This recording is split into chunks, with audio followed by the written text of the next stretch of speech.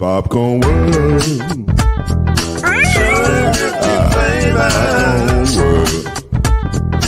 Popcorn world. Yeah.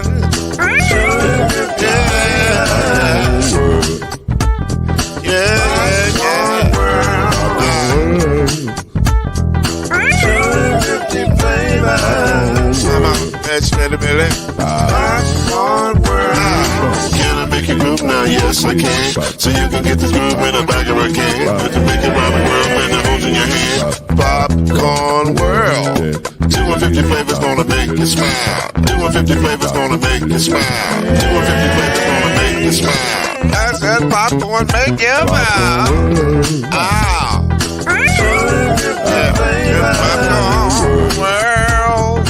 Popcorn world. Popcorn world. Popcorn world. The popcorn world.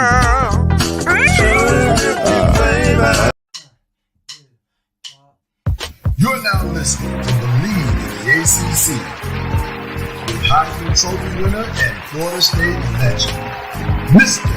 Charlie Ward, Wave 3 TV, and Fern Creek Hall of Famer, Kendrick Haskins, and Mr. Talking Noise himself, and of course, Mama Noise's man, Lloyd Smith.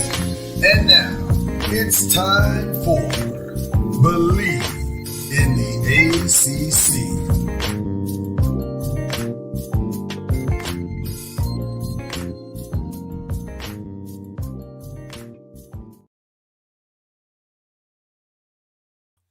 They say rainy days and Mondays always get you down, but this rainy day isn't bothering me too much. I'm not fazed by it. It's just raining, and it's fine. We're fine. Now, my camera being out of focus is weird, but hopefully that'll fix here in just a second. It'll readjust it. See, that's the one thing about buying one of these, like, quote-unquote fancy cameras. You still need it to work, like when you need it to work, and it's like trying to find its beauty. There you go. Which I'm a hard target. I understand that. You guys keep talking amongst yourself. I'm gonna fix this camera. Here. I take it the hurricane remnant to hit you, but they haven't gotten here yet. They're supposed to be on the way. Oh, you guys are feeling it?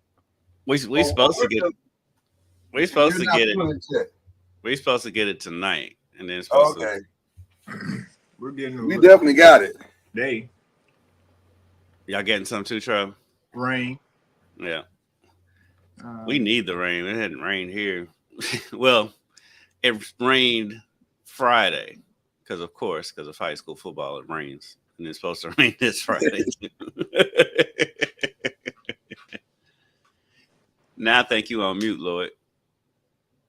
Yeah, it rains. Yeah, on the day you have to go out and shoot all the games, that's when it rains. Yeah. Well, okay, I think we got everything working the way it's supposed to now. Perfectly good. That's Kendrick Haskins over there. That's the great Charlie Ward. I'm Lloyd Spence. This is BLEAV in the ACC. We're here with a lot to talk about. Today. An eventful weekend in college sports.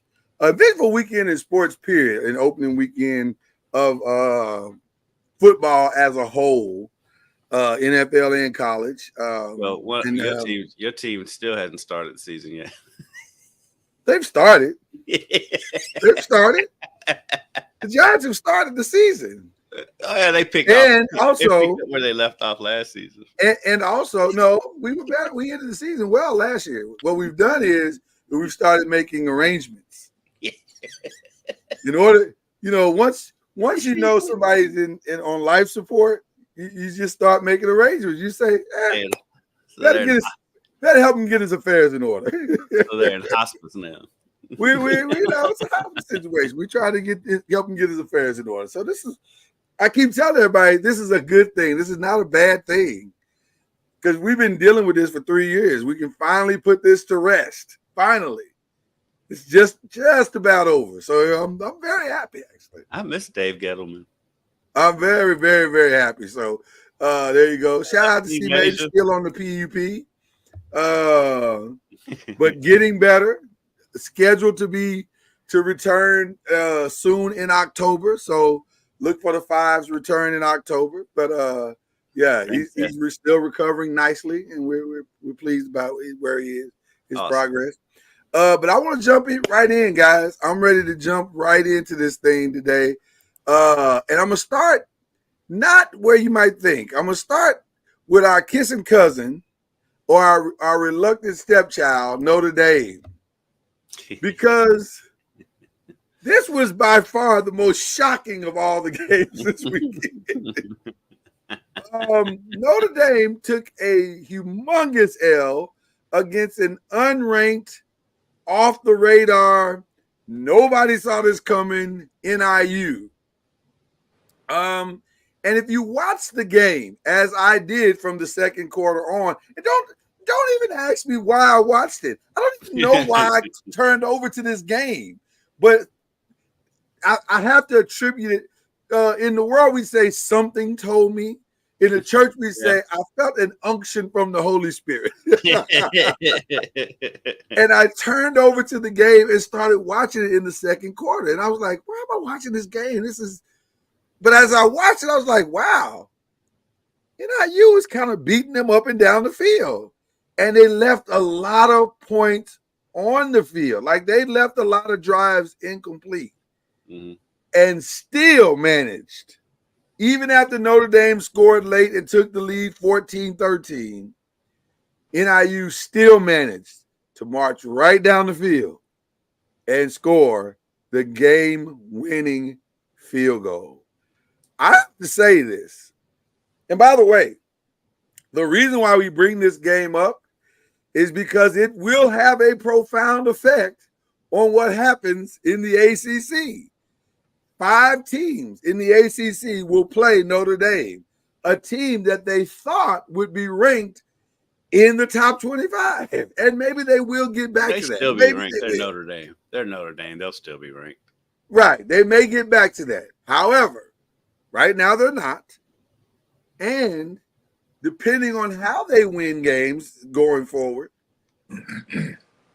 their ranking could have a very adverse effect on the entire season. So I got to get you guys' thoughts on what you saw and how do you think this is going to affect the rest of the season for other ACC teams? Well, this is, to be honest, how many teams are getting in the playoffs from the ACC anyway? Ooh, Charlie, you just preached the sermon and didn't even know. Notre Dame is still ranked. They're 18. Yeah. They are, but I'm just saying it's a very shaky 18. Not with them. So my point is you're probably going to end up getting 2 teams in. Okay. I mean, that's like at best. Yes. Right. And so when you start looking at it from that standpoint, does it really matter if you're playing ranked teams? Because there's some quality teams in the ACC, right, and there may be 2 teams at the end of the day with maybe 2 losses, and those 2 teams would probably be in the championship game. Mm-hmm. And so when you start thinking about it from that standpoint, does it matter if Notre Dame is ranked or not? Because all you're trying to do is get into the championship game, essentially, so that you can, with the best record, I should say, and that'll give you a chance to, you win ACC, you're definitely in, but the next few will probably have a chance if they have maybe 3 losses, but 3 losses in ACC doesn't sit well with, 3 losses in the SEC or Big Ten or any of those conferences. So I just say whether Notre Dame's ranked or any teams are ranked, the goal is to win ACC and have the best record playing in the championship. with maybe 1 or 2 losses. I'm thinking maybe it matters if you don't win the ACC because you'll need quality wins, and so from that perspective, I think it still kind of matters. I do wonder going forward, kind of piggybacking on what you said, Charlie. Going forward, if you can withstand 2 or 3 losses, especially if you're an SEC or a Big Ten team, why would you schedule outside of your conference tough games anymore? Because you don't need that. You don't need, because that can end up being an extra loss that cost you a trip to the college football playoff. So if you're like say like a Tennessee, for example, they won that NC State game, but in the future, why would they play that game and take that risk? You don't have to anymore. Right. So I'm wondering if that's going to be, and something they didn't see coming down the road, because like these big power conferences don't have a reason to play each other anymore during the regular season. Well, let me say this. This is where I will respectfully disagree with both of you. I think, first of all, for Notre Dame, they're now walking the rest of the season with a tightrope with no net. They have zero margin for error. And the number one reason for that is because every time they are compared as a one-loss team to anybody else, that loss sticks out like a sore thumb. Right. But the other part of that is I fully expect them to lose another game. At least because one. At least one. At least one. Notre Dame's done in my eyes. I mean, listen, I think Notre Dame, if I'm being completely transparent here, and I will be, I think Notre Dame's out. I don't think they have a path anymore to the playoffs. It's because Riley Leonard is not he is what we thought he was, but he's not what they thought he would be. And it's not. Now he may end up being better late, but I think it may not matter by the time he finds himself. And so they're in a challenging situation. Now the reason why that matters is because the more they lose, which I can see them losing 2 more games, now all of a sudden a win, if Louisville beats them, if Stanford beats them, or if Georgia Tech beat whoever, it doesn't look as good comparatively to what other teams have done. And that's where it gets ugly. And listen, let's be honest with ourselves for a second. We literally just saw an undefeated Florida State team not get in the playoffs. Now, granted, there's more space to get in now, but still, the committee has shown you how they value ACC football. At least they did last year. So if they still have that in the back of their mind, like if they still see the ACC as the 5th best Power 5 or 4th best Power 5 conference, then losses or even wins to subpar teams will not be weighed as great as a loss to a Power 5 team. In other words, Ole Miss losing to Tennessee will be viewed better than Louisville beating Notre Dame. And that's what I was saying. One of the ACC teams out. Yeah, that's what I was saying. You need them to be ranked, because if you don't win the conference championship, Notre Dame's got to be halfway good, or it could be. It's a useless schedule, like you said.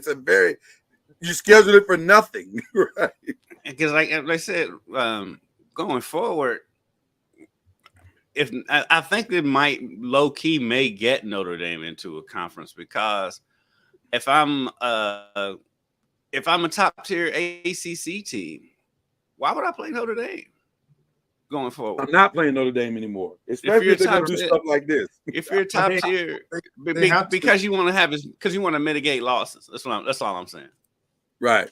But they have to play it. They're scheduled to play at least five ACC teams. That's the agreement. Is that the agreement? Wow. I would have to alternate that to every 3 or 4 year thing, because I guess it ain't helping me. I guess the bright side of that too is, like I said, that's the team that doesn't win the ACC championship. If they could have a win over Notre Dame under their belt, if Notre Dame's ranked, then that helps. But like a Texas or saying Michigan or, Ohio State, those type of teams, why would they play Notre Dame anymore? For what? Yeah. So a fascinating loss. So I wonder if that's going to be one of the repercussions. I think there's going to be some long-term thought towards that going forward. So a fascinating loss, to say the least, as we go into the these week teams 2 better games. quit scheduling these MAC teams. that's the other conferences. Listen, that's it's not advantageous. That's the conference that's going to get the shaft, because why would these teams play these MAC schools? MAC might be out on a lot of people's schedule. To me, the MAC is a Power 5 conference in football. It should be like a Power 6. The MAC is competitive every year. Their games are exciting, and they're right, especially at the top of their conference. I mean, as you see, Northern Illinois, I don't think they're picked at the top of the MAC this year. And they go into Notre Dame, and win. The MAC should get a lot more respect than it does. By the way, that made the loss even worse. They literally went into Notre Dame and beat them on their own field, right in front of Touchdown Jesus. That's what I was laughing at in the preseason hype for the Texas A&M game, when so many ESPN analysts were like, if Notre Dame wins this game, you can pencil them into the college football playoffs.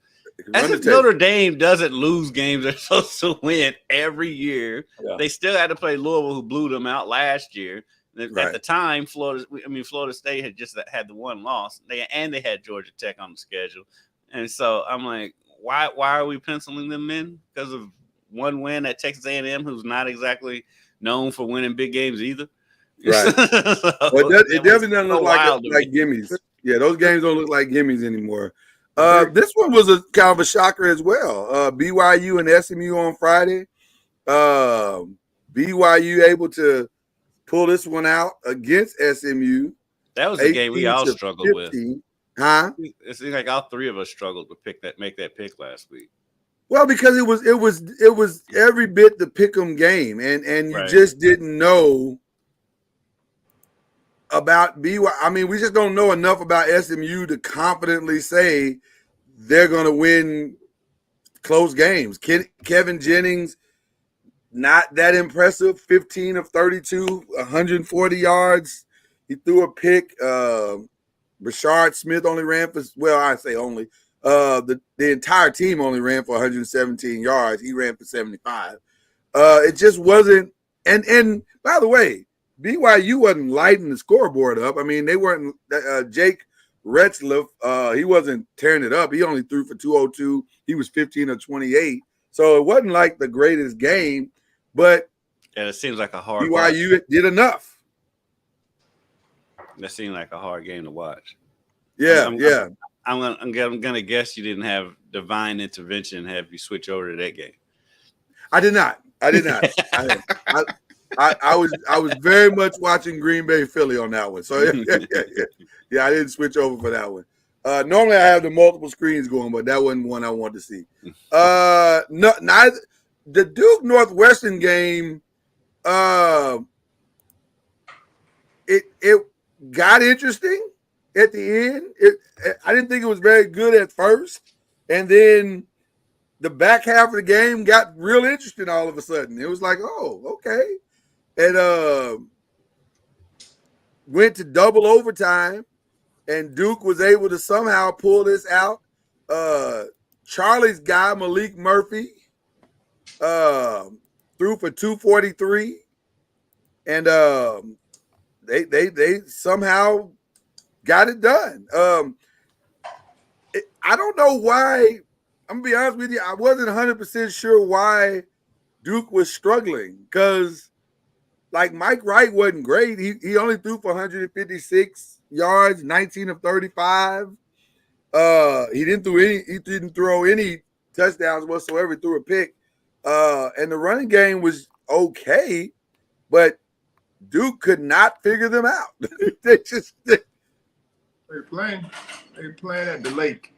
Yeah.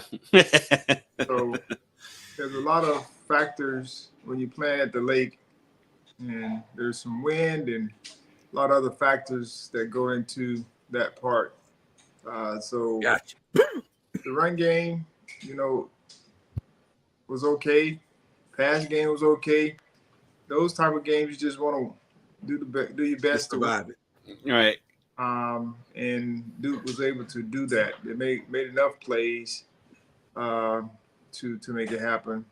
If I remember correctly, there were quite a few turnovers, or Malik Duke on interception. I want to say there was a fumble or something. Yeah, there were. Yeah, there were a couple of turnovers that stalled some drives, I do believe. But when it's all said and done, I mean, you want to win those type of games, especially on the road against a Big Ten opponent. Yeah. I mean, listen, it worked out for them. They were able to pull it out, but wasn't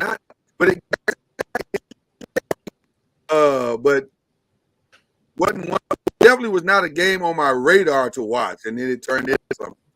So in Syracuse was.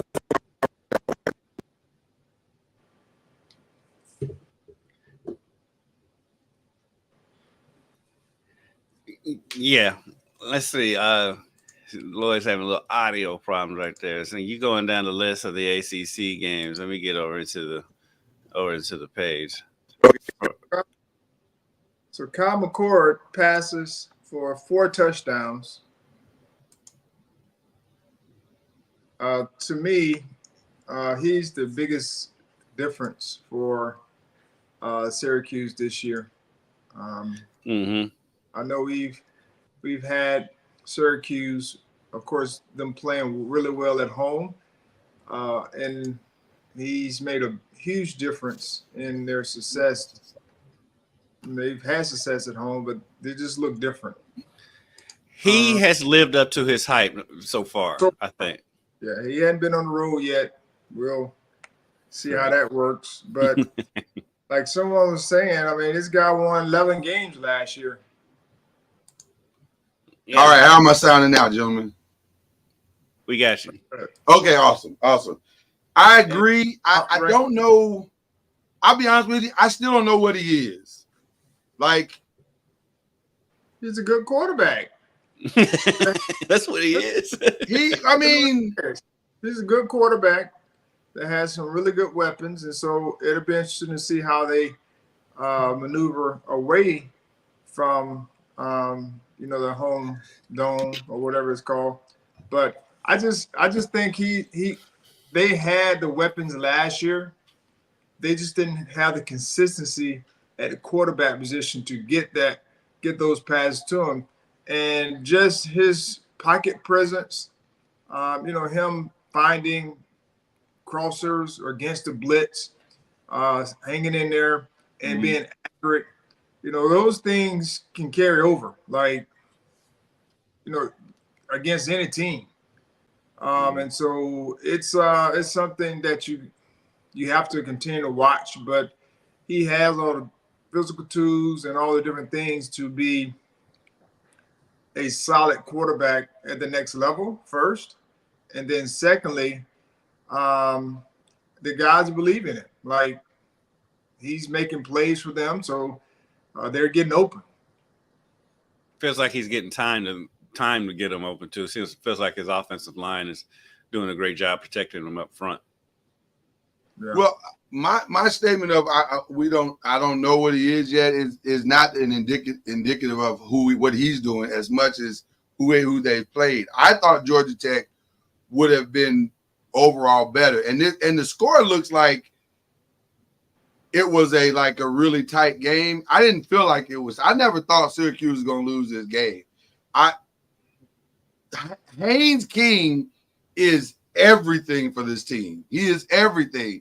If he's not running the ball on third down, they're not making third down. Like, they don't have a lot going beyond him, and that's no slight to them. That's just the reality. And so as a team, I'm not sure if Syracuse I don't know. I'm curious to see, because I do like Kyle McCord. I think he's done well. And listen, you threw for 386. 381. You can't knock a guy for doing that and throwing 4 touchdowns. He's doing what he's supposed to do. So, but I can't wait to see him against quote unquote, I guess, better competition. Like, did Georgia Tech kind of expose their offense a little bit? Now we kind of know what they are. We just want to see Syracuse away from Syracuse. Yeah. Haynes King threw for 259 yards. I got him at 266. Huh? I said I got him at 266. Well, 6, 7 yards. Yeah, but I missed. Haynes King is not necessarily the problem. No, I mean, except they gave up a lot of points too. Which, Haynes King had over 300 yards of offense and 3 touchdowns. He's clearly not the problem. right. He's not the problem. But I think the thing was their rushing was different. Like, they've been rushing the football for like 200 plus yards, and this week they're only able to muster up like 115 or so yards or somewhere around there. Yeah. Rushing. That didn't look like the same team that beat Florida State. That's what was throwing me off when watching that game. I'm like, where's the dominant rushing? It's not there. It wasn't, other than Haynes King himself. There was no dominant rushing whatsoever. They had no answer for Haynes King. But other than that, it was just it was a very strange game. And the second leading rusher only had 35 yards rushing. That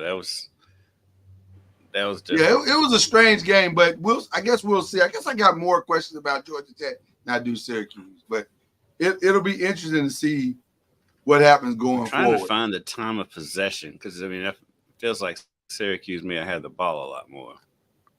I think they did. I don't remember what the time of possession was on that one. Well, did they have it? Did they have it more? I can't find it on ESPN's. So. Okay. And I actually just got rid of it, so I'll bring it back up. I'll bring it up just for that sole purpose, so we'll all be able to sleep well tonight. Let's see. They had it. Total. I got it. They had it. Syracuse had the ball for almost 37 minutes of the game. There you go. Yeah, and it felt like they dominated it. Like it. They just had a better plan, I guess. But again, like we've said in past years, it's at home. They typically play well at home. That's how I've gotten burnt many times last year. And so we'll see how I translate on the road. Same thing with Georgia Tech. Georgia Tech typically plays better at home. They go on the road. They laid an egg. So we'll see. They play good in Dublin, Ireland. They play great in Dublin, Ireland. That is also the other place that they play great at. I'm just curious. How do they lay an egg and they lose by 3 points? Well, they lost. They didn't win. And I think going into that game, nobody had. I think most people had Georgia Tech winning that game, or at least they would have thought they would win that game based on their first 2 performances. I think Syracuse was favored coming into that game. So who do we pick? I think we all picked Syracuse. Y'all pick Syracuse. Aha. I'm guilty. Remember, I got talked into that game by the pastor. I got talked into that game by the pastor, which is wild because you normally can trust a man of God, but not this time. Like, it didn't work out. You can trust him with the word of God, but maybe not so much football. But so the Pitt-Cincinnati game was very interesting to me because Cincinnati jumped out to a pretty sizable lead. They were up, I think, 27 to like 13, I think it was. 2 weeks in a row. And then in the fourth quarter, they couldn't find the end zone. And Pittsburgh marched all the way back and ended up winning that game 28-27. We need to pick the March because we picked them. Let's see. Cincinnati was up. Looks like they were up. Yeah, they were up 20. I think 27 to 13 going into the fourth quarter.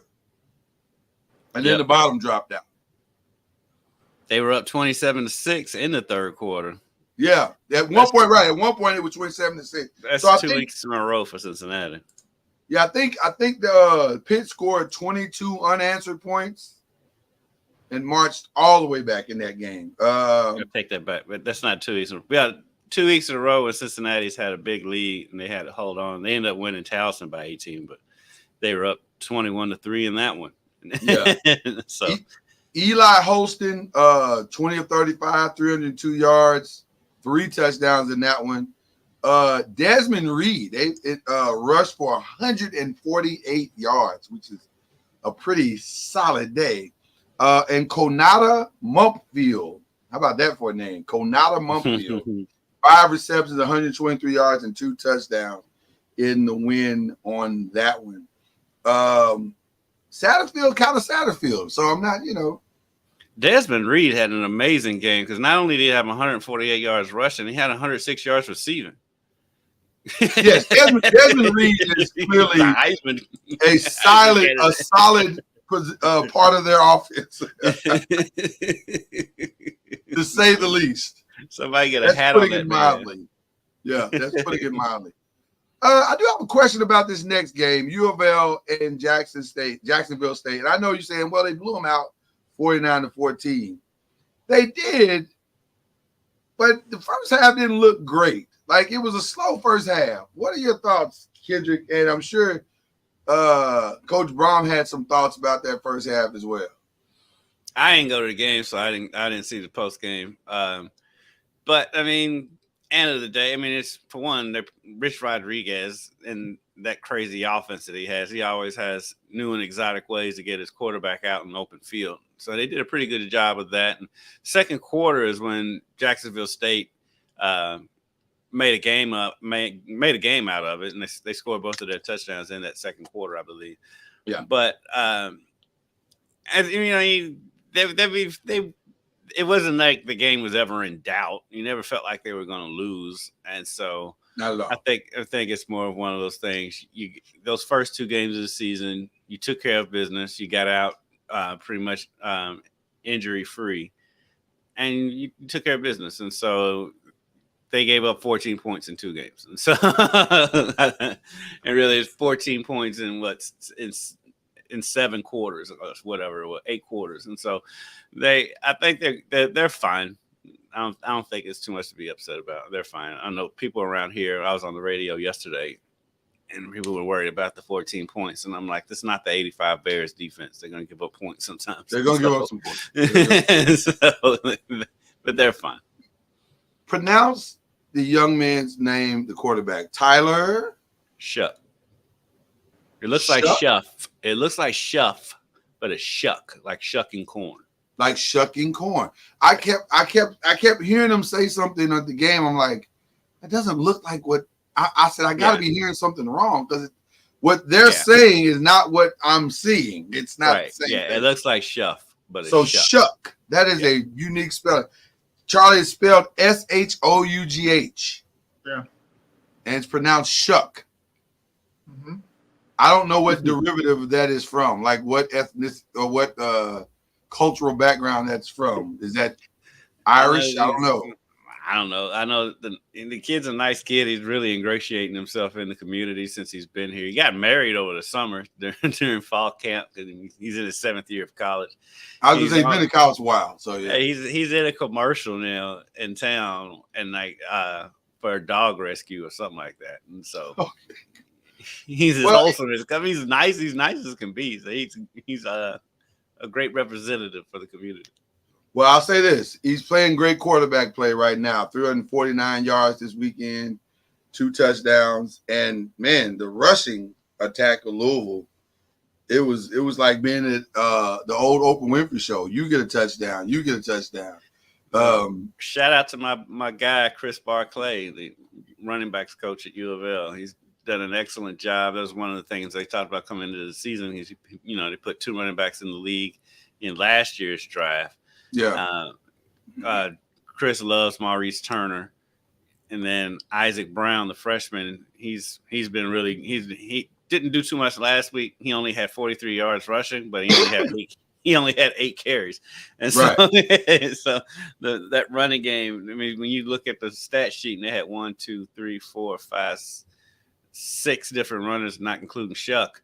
It's pretty good, and so Duke Watson is pretty good, and let's say Maurice Turner is like he was a guy that was also there last year, so he'll probably carry more of the load as the season goes on. Definitely have. It seems like they have options going forward. I'm starting to believe that this California team might be decent, because they kind of jumped on Auburn defensively early and made it really hard for Auburn. Like, the score doesn't indicate, because I watched this one as well, the score doesn't indicate how much they kind of beat up on Auburn, but they kind of handled that game. This game was never really in, I know the score says 21-14, but it really wasn't, it didn't feel like it was in doubt ever. It felt like California had this game in control from the start. And Auburn wasn't really able to get a whole lot going. 165 yards passing for Peyton Thorne, the Auburn quarterback. He threw 4 interceptions. So it wasn't the greatest day, and they held him to 121 yards rushing as a team or whatever. While rushing for 99 yards total as a team, and then also throwing a total of 233 yards. Or Fernando Mendoza, the California quarterback, threw for 233 and 2 touchdowns. But I just felt like California, I'm not saying they're dominant in any way, but they are not a pushover team. I think they're a pretty solid team, and I think their defense might be decent. Like, it feels like their defense is going to be decent. So I don't know if either of you guys saw that game. They'll get a test this week, I think, against San Diego State. Yeah, they got San Diego State this week. Yeah. They said after that opening possession for Auburn, they pretty much shut it down. Auburn scored on their opening drive, but after that, it was a long day. It was a really long day. What is your takeaway from Boston College Duquesne? Is it that Boston College appears to have a really good defense, or that Thomas Castellanos is a solid, we're not going to beat ourselves quarterback? Like, he only threw for 9, he went 9 of 10, 234 yards, 4 touchdowns. So he didn't light the world up throwing the ball. But he kind of did. He kind of did. Right. But he kind of did. That's the other part. He kind of did. So it's like, that's indicative of who they played, though. Right. It is. So not 10 passes and for 234 yards. That means there's a lot of big plays. It was all big plays. And so, with them, I mean, they're a solid team, well coached, as they've always been in a lot of ways. And so it's they're a solid team. We'll see how they continue to progress, because from a passing game standpoint, and running game standpoint, at some point, one of those will get shut down in a sense, and we'll see if Castellanos will be able to, take over a game with his arm, because right now he's able to do it with his legs and be efficient doing it. But if a team decides they want to shut the run and make them a passing team, that would be the day we'll see if they're for real. How about Lewis Bond caught a 49-yarder? He had a touchdown. Reed Harris caught one pass for 72 yards and a touchdown. And Trayshawn Ward caught one pass for 30 yards for a touchdown. So a great day for Castellanos and the receiving team. He threw for that 257, but they ran for 306 as a team. Yeah. we'll learn about them this Saturday. We'll learn about more this Saturday. So it was interesting. North Carolina beat Charlotte 38-20. Not really a great game. Nothing to really write home about on that one. Well, for North Carolina, it was interesting to see how the young quarterback would do getting that first start. That's what I was interested in seeing, and he did well. 219 yards, 16 not a bad day. Yeah, 2 touchdowns. Did have a pick, but I was interested to see how he would do in his first start because I said he was a little shaky when he came in that game at Minnesota, but who wouldn't be? Right. So with a full week of practice, taking the number 1 snaps, whatever, I was interested to see what he would do, and he did okay. Virginia Tech did get the win against Marshall, but Marshall got the highlight in the young man. I forget the young man's name. I wish I had it, and maybe I can find it here. That was an insane catch. You got to see him catch the one hand. Yeah. Randy Moss, he mossed him, if you will. That was unfortunate. that was just a heck of an athletic play. I mean, that's one I've never seen before. The way he caught it. That's the first time I've seen that. Listen, he'll at least get an invitation to the combine, if nothing else. Get a pair of signed Randy Moss gloves. I'm assuming that was Christian Fitzpatrick. I'm assuming, but I don't remember who the kid named. But he was a big. He's a big target for a quarterback. Yeah, he was a huge dude. But that was like the highlight of their day because the other stuff that the quarterback did wasn't much. He was 13 of 36, and Kyron Drones was okay. He was 14 of 21 for 130 yards passing. But Bay Shul, I'm assuming it's Bay Shul, Tootin rushed for 120 yards and a touchdown. Charlie, what do you feel about Virginia Tech? What's your thoughts on Virginia Tech? I don't know. I think they've been a disappointment to a point. Very similar to where Florida State is as far as the expectation at the beginning of the year. And so they've kind of lost to Vanderbilt, and it just hadn't seemed like the team everyone was expecting. But it's still early on, and they can get it turned around and meet the expectations that everyone kind of had for them. So it'd be interesting to see how they continue to move forward. I don't know. Drones has been okay. He just hadn't been what we expected him to be. Right. In a sense. But as I said, it's early on in the year, so we can always get it turned around at any given point. Feels like they're putting a lot on him. Just looking at the box score, I mean, he had 21 passes, and he also had 15 carries in the game. And 15 carries and wasn't going anywhere. He had 15 carries for 13 yards. It's like they're putting a lot of the offense on him too. With Miami, it again feels like they got their quarterback. Definitely he was very efficient. 20 of 26, 304 yards, 3 touchdowns.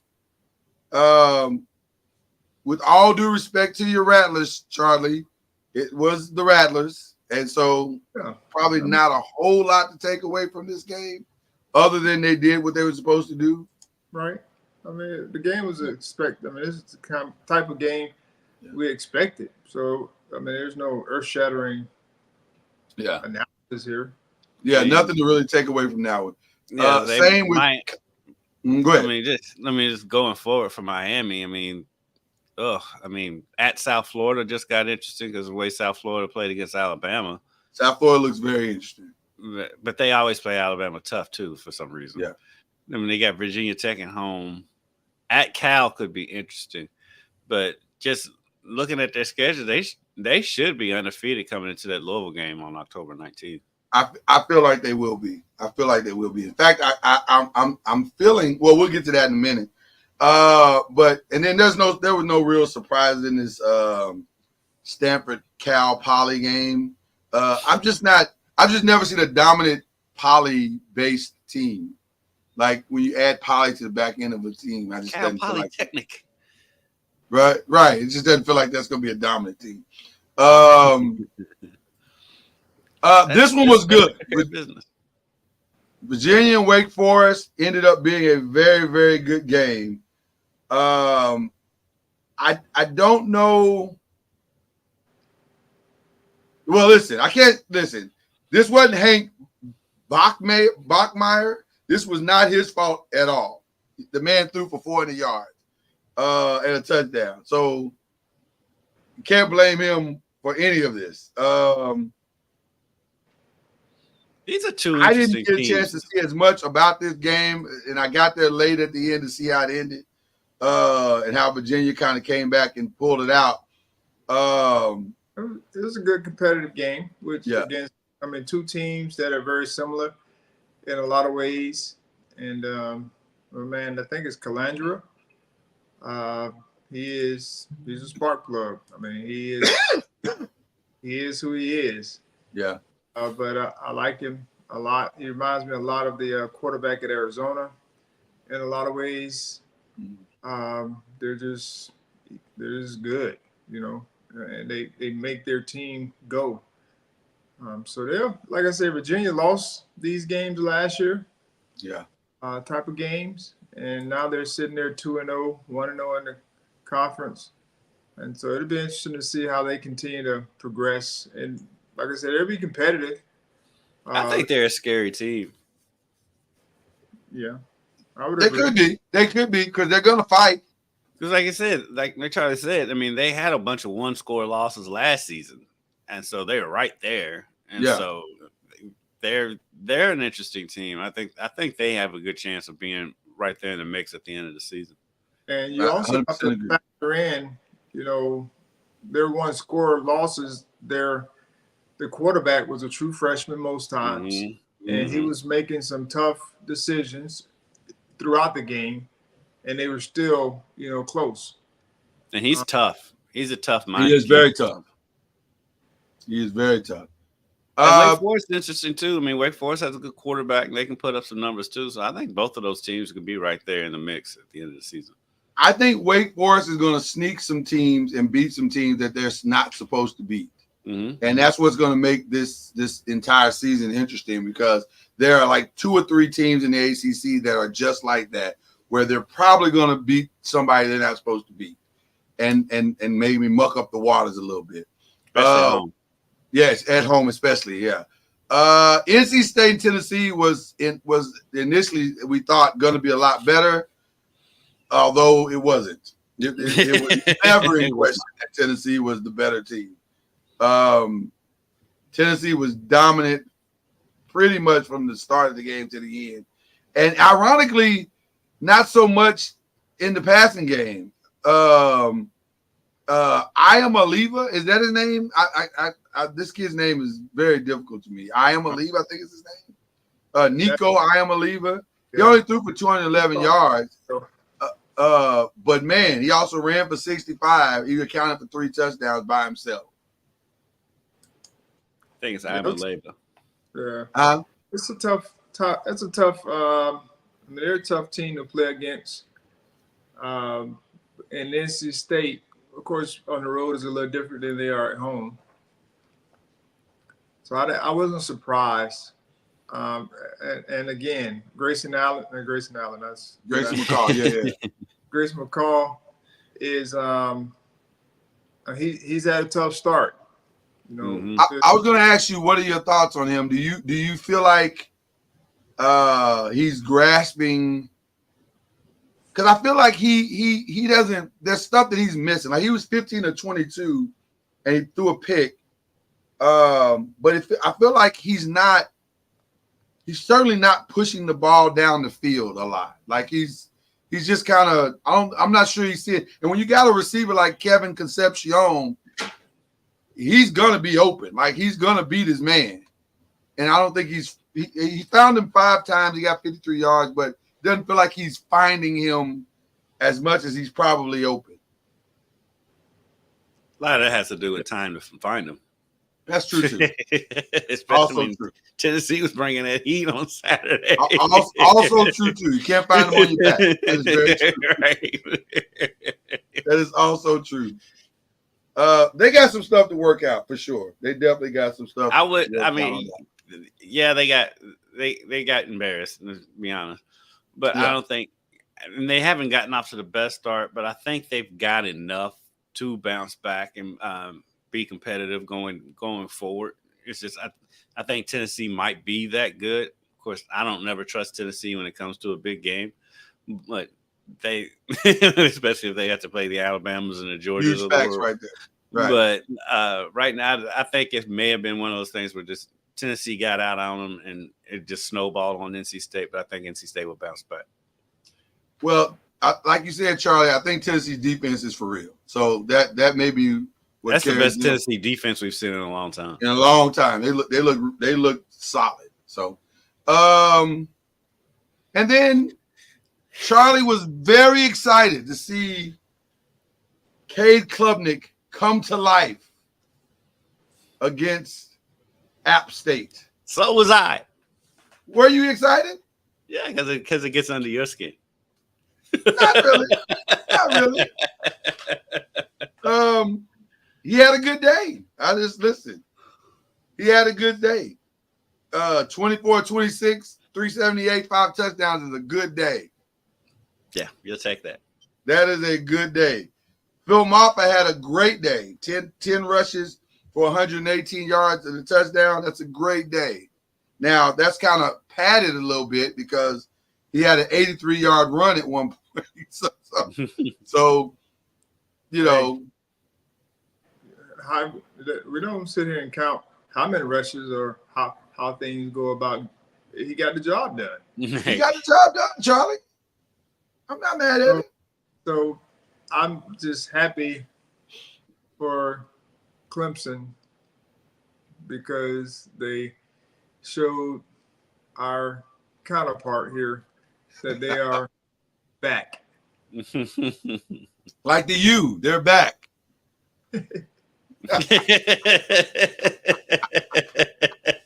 Just like the U, they're back.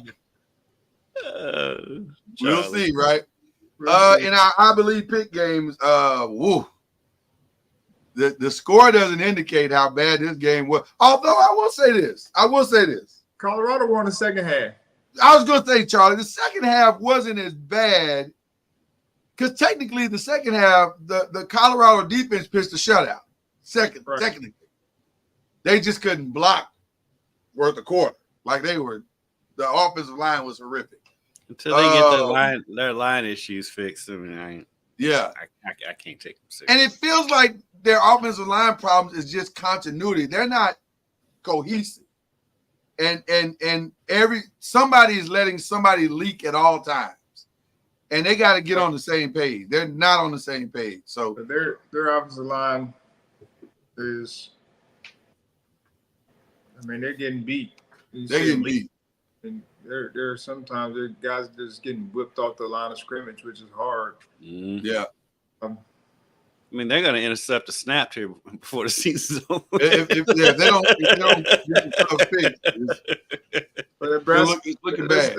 Let's also, Nebraska's defense was solid. They were good. Well, they were good. They were very good. They were very good. Nobody maybe put on a performance better than Texas this weekend. Texas embarrassed Michigan. That was woo. That got tough to watch. After a while. They are. That's not the last time that's going to happen to Michigan this year either. No, because Michigan's offense is horrific. It is horrific. Too much. They just lost too much. Yeah, last year's team for them to be ranked as high as they were, and so I think there's a reason why Coach Harbaugh left and went to the NFL. Well played, Coach Harbaugh. Multitude of reasons. Yes. Yeah, Texas is the real deal. Yeah, Texas they're is the real deal. You can't sit here and look at Michigan like they're not good. No, Texas is. They're the real deal. Feels like we're headed toward a Texas-Georgia collision, but we'll see. Texas, Georgia, and Tennessee to me have been the best. Have looked the best so far this season, without question. I'm kind of Ole Miss. Ole Miss is interesting. They are interesting. Because I just like how snarky Lane Kiffin is, so I want to see him win as often as possible. So why does he hate Brian Kelly so? Because he's always trolling him. What is that about? He's a troll. That's what he is a troll when it comes to Brian Kelly. Every chance he gets, he's throwing little sly remarks. But yeah, that's what he does. He's hilarious. I'm not sure what that's about, but they got some serious beef. Very Kendrick Lamar type beef. Listen, I lost this one by a toe. Listen. This was a interesting game. Lamar could not have done more if he tried. From a fantasy perspective, he killed it for me. He was amazing. He put up 400 yards for me. I was completely pleased. But the game itself was like, wow, they've asked him to do everything. Like he's, I think I saw him on the sideline putting water in guys' mouths. Like it was a long day for Lamar.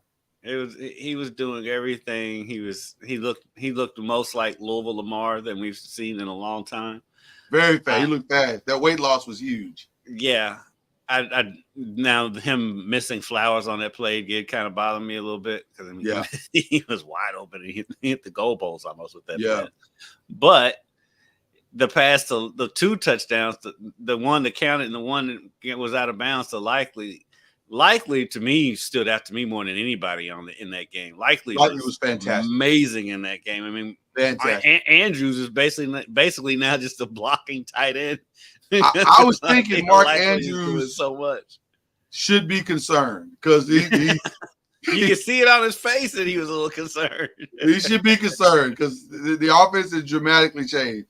And then Green Bay. I don't think any of us picked Green Bay and Philly, but. You're right. It should help him to have 2 tight ends like that. Yeah. And then none of us picked Philly and Green Bay, but Saquon Barkley was amazing, just amazing. So of course he was. But he's always amazing in at least 1 or 2 games. He got out of purgatory. So now, Well, it's 1 game. I understand what everybody's saying, and I'm excited for Saquon. I really am because I like Saquon. I'm excited. It's 1 game. I've had Saquon in fantasy for many years. The injuries come. I'm going to hold off. It's 1 game. Yeah, but those games led us to you and Charlie being 27-4, me being 24-7. I probably won't listen to the pastor this week. I gotta be honest with you. With all due respect to the man of God, I'm probably gonna go a different way. Which leads us to our games. We got North Carolina State trying to bounce back from a loss and see if they can beat Louisiana Tech. Can they pull it off? I think so. I think NC State wins that game. Yes, I think NC State wins. They're home. Yeah, I think that one's pretty clear. Boston College. This is actually all of a sudden turned into a very, very interesting game. I'm not sure people would have put this on their radar at the beginning of the season, but it's on people's radar now. And this is maybe a prove-em game for Boston College. Can they go to Missouri and knock off the number 6 team in the nation? I think it's going to be a great game. Let me look at see because I think this might be the best team Missouri has played so far. Yeah, I'm gonna go with Missouri. I am too. Right. We're not. I think they're a solid team and it will be a very good game. But I do believe Missouri, playing at home, will have a an edge there. Who has Missouri played? Nobody. Yeah, that. They played Murray and they played Buffalo. They've won those by a combined score of 89-0. So they may or may not. Well, the nothing is maybe significant. Not against Murray. God love my alma mater, but I'm probably not picking against. I'm not gonna pick against Missouri, but this is a serious step up in competition for them. Yeah, So, yeah. We will find out a lot out about Boston College. We need Boston College to win, but having said that, we're all picking Missouri. Okay. Miami and Ball State. Yeah. Miami. Miami is actually tuning up on a lot of people this year. Yes. They have a very favorable start to this games. Schedule. Border at the beginning of the year. Like we said. Yeah, they're tuning up on a lot of people this year. You don't consider Florida as a tune-up. Yes. I absolutely consider Florida as a tune-up. Right now, in the current state, yes. Absolutely, yeah. But it wasn't supposed to be. Yeah, Georgia Tech is going to bounce back against VMI, I'm assuming. The fighting Tubby Smiths. And it's at home, so that should be. Backyard Brawl.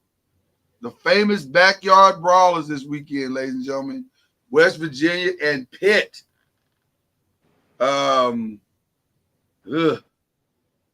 Normally I'd say Pitt's at home and they're probably going to pull it because they got that old goofy field. And I'm probably going to go with Pitt, but I'm not confident in that because West Virginia, this is a rivalry game and anything can happen in a rivalry game. True. But I'm going with Reed. He seems to be a very good football player. That West Virginia's that's the running back from Pitt. From Pitt? That went crazy last week. You called out the one. Charlie said, I'm going with Reed. And those other guys that play with him. Yeah. I'm with Charlie. Yeah. I think Desmond Reed's the best player on the field. Well, he put up 200 yards by himself. Yeah, 250 yards, almost 250 yards. That can carry over. That can carry over. And he did that on the road too, in a tough game. So I'm with I'm with Charlie on that. I really like Desmond Reed. All right, well we'll make it a trifecta on that one. Shout out to UConn for still giving ACC teams wins. It's an admirable quality. I think the ACC should go ahead and just extend an invitation to UConn. Last I heard, the Big 12 is interested in UConn. As they should be. Might as well patch it. The ACC hasn't. I don't know. It does feel like the ACC should have reached out by now, but why not? Who knows what the ACC is doing right now? Well, they're trying to get out of that contract, which is not working. North Carolina Central and UNC, another good tune-up game for the rookie. This week. He needs them though. He needs as many. Before he gets into the heat of the schedule, he needs as many of these kind of games as possible to start feeling comfortable. So this will be a good game for him. I'm assuming we're all going UNC on this one. Virginia Tech and Old Dominion. It is at Old Dominion. This is a tricky one. It is a tricky one. You don't know what Old Dominion. They normally play some good quality football. And they're at home. And they gave South Carolina a game to open the season. Who came in here and blew out Kentucky last week. Right. So Old Dominion must be halfway decent. Old Dominion is always tricky.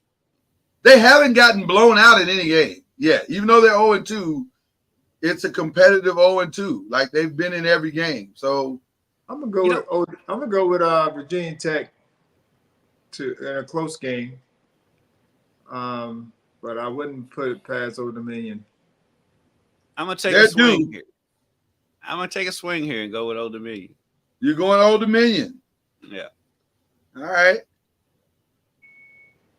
I think I'm gonna stay. Oh man, this is a tough one. This really is a tough one.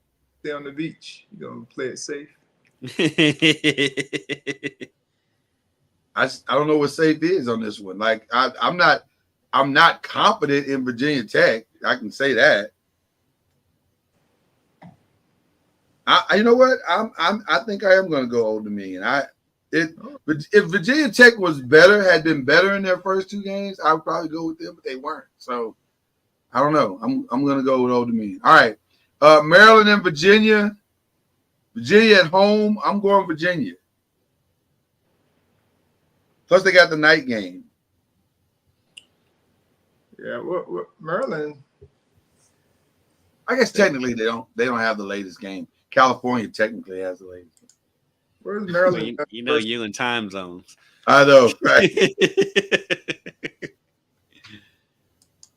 You like Maryland in this one, Charlie? I'm checking to see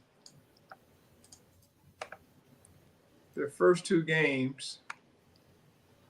Give me against Connecticut, and they lost to Michigan State in a close one. Oh, I'm gonna go with Virginia. Okay. Yeah. All right. Yeah, I'm going Virginia. Your Seminoles at home against Memphis. Memphis is good, man. No, I'm going Florida State to bounce. We need to bounce back. I was gonna say you have to pick Florida State just contractually, I think. I'm surprised Norvell scheduled this game. Well, I mean, this is his team and his former team. I don't think it's a big issue. They just have to play. Yeah. I don't think these games.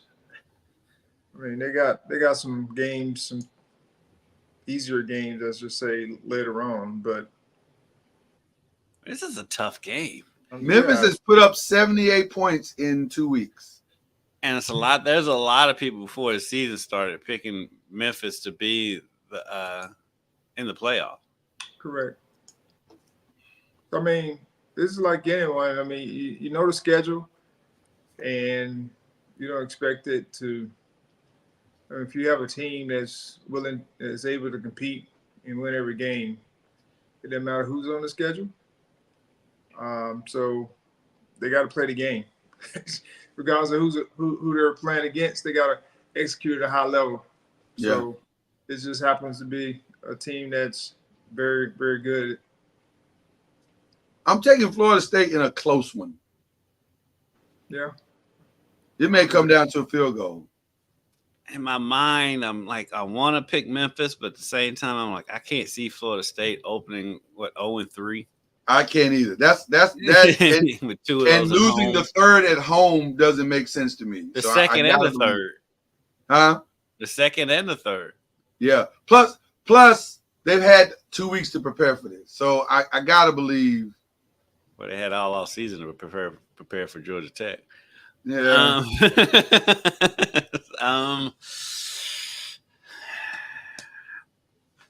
I'm gonna go Florida State just because I just can't see them going 0-3 to start the season. I can't either. That would be mind blowing right there.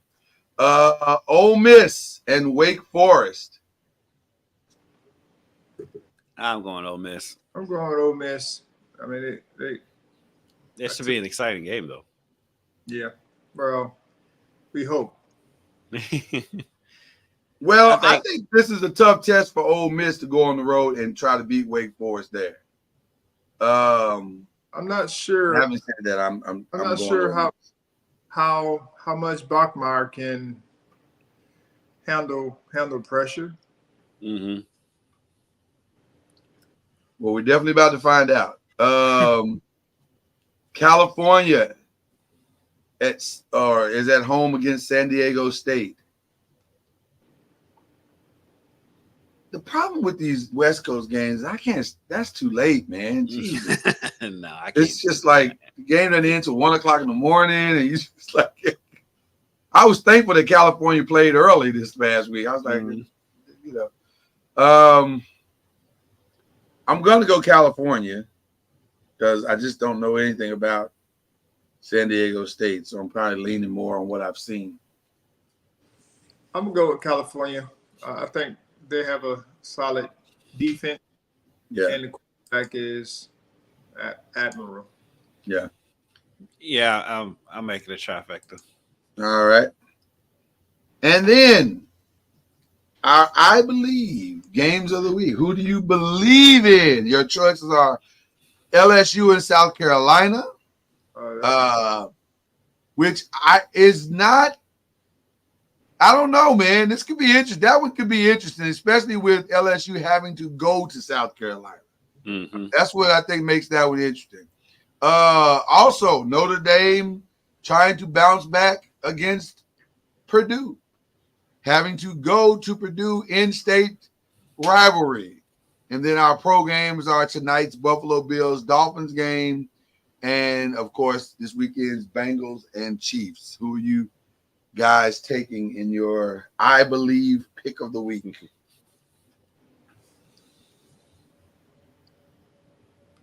I think I'm gonna go with Notre Dame to beat Purdue. I'm gonna take the safe route. Okay.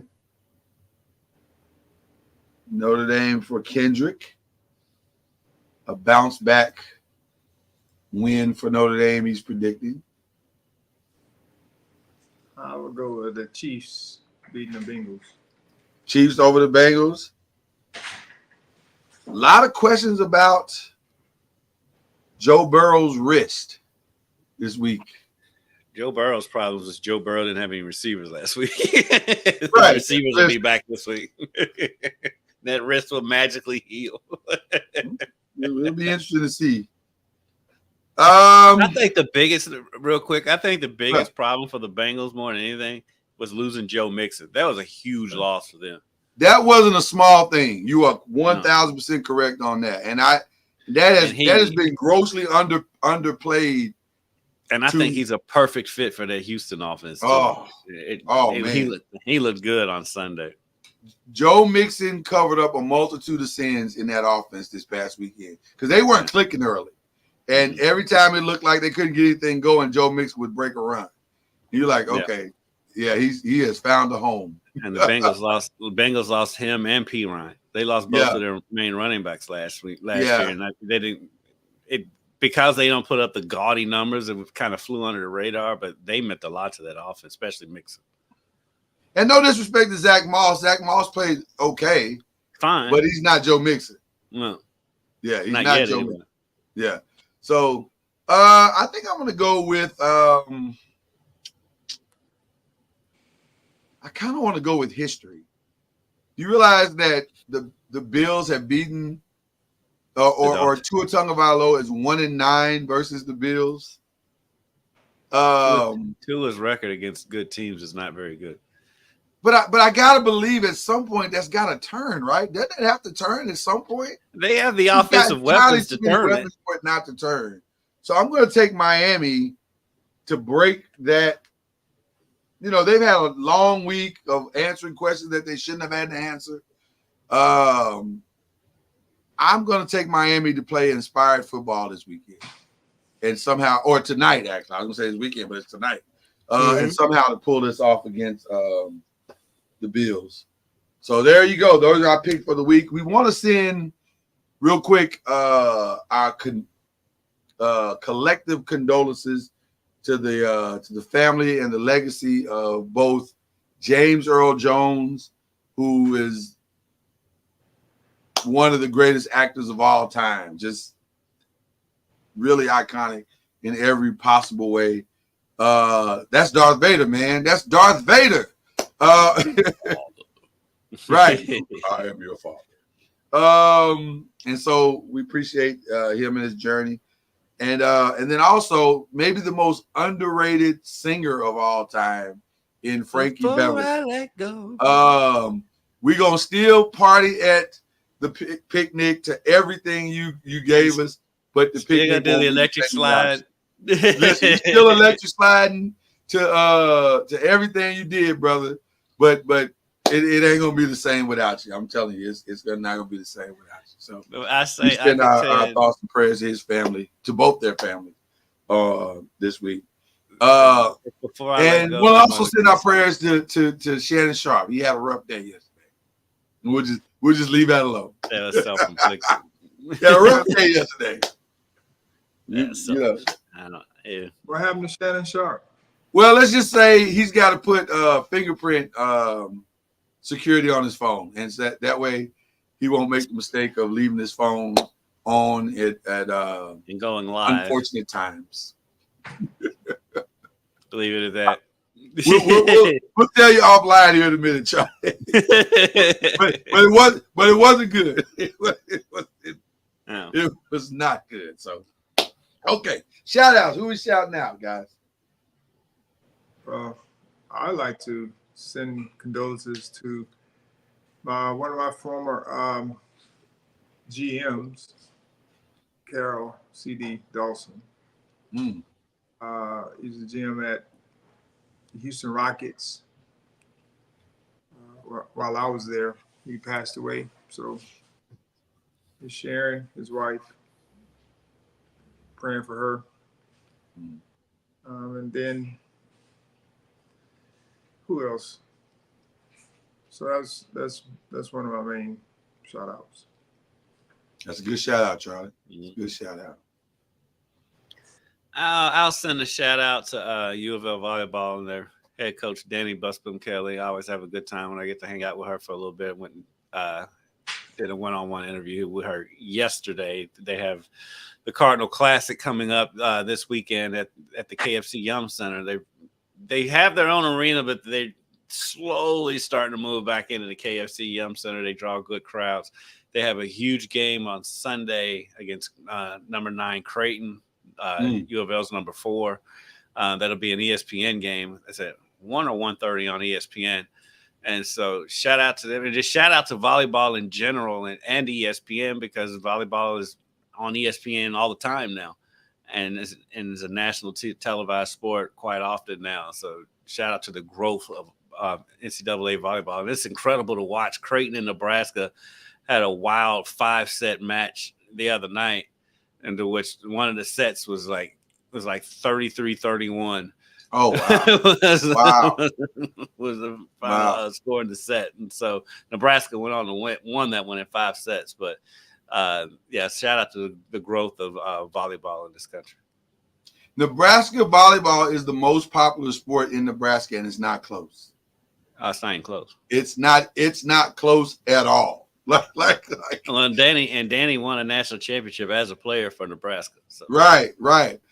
Matter of fact, Nebraska volleyball is similar to UConn basketball, women's basketball. Like they dominate everything there. It's insane. But shout out to them. I want to give a shout out to the WNBA.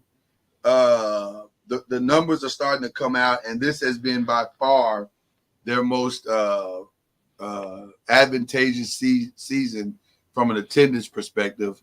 And we know the obvious reasons why, the hype surrounding this rookie class, and you got to give credit to the what I say is the main 2 components. I know a lot of people want to say it's just one, but I think it's the main 2 components in Angel Reese and Caitlin Clark.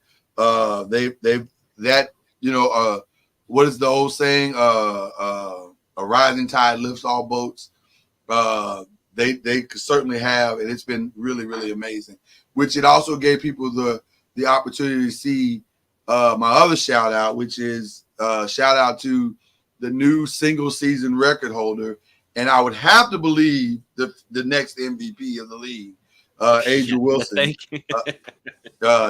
She is just different. She is different.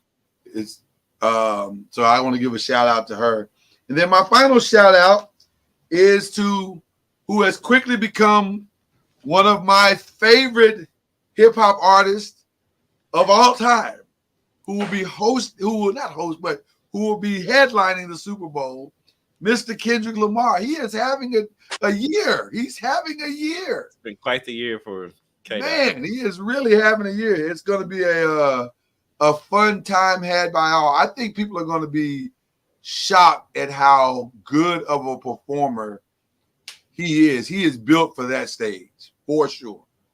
Yeah, for sure. He is built for that stage. It's going to be really, really good. So I'm looking forward to seeing that. Huh? Does he still have beef with the other guy? He has tremendous beef, like Wagyu type beef. Yeah, he dropped a new song last night. Randomly just dropped another song last night.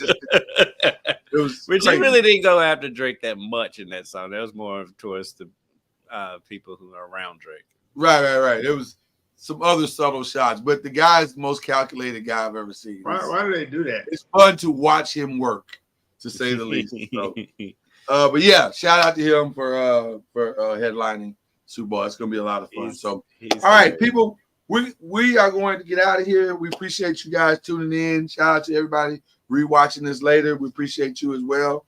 And enjoy your weekend. It's going to be another fun weekend of football. Football is back, man. It's a fun time, best time of the year. I wish my Rangers were doing better, but, you can't – listen, I can't have it all. I had my run. It's coming to an end. There'll be a new World Series champ probably this year. Huh? So we want it all. I do want it all. We all want it all. Who doesn't want it all? He's still a Giants fan, so there's that. Listen, the Rangers helped me tremendously last year because I gave me something to root for, and now the only thing I have to root for is my fantasy team. And so there you go. But we'll be back, do it all over again next week. Appreciate each and every one of you. It's Believe in the ACC. We'll see you next time. You've been listening to Believe in the ACC with Charlie Ward, Lloyd Spence, and Kendrick Haskins. Please like, follow, subscribe, and share from the Noisemakers page on Facebook and on YouTube. And you can also listen to us on Spotify, Apple Music, iTunes, and wherever podcasts can be heard. And join us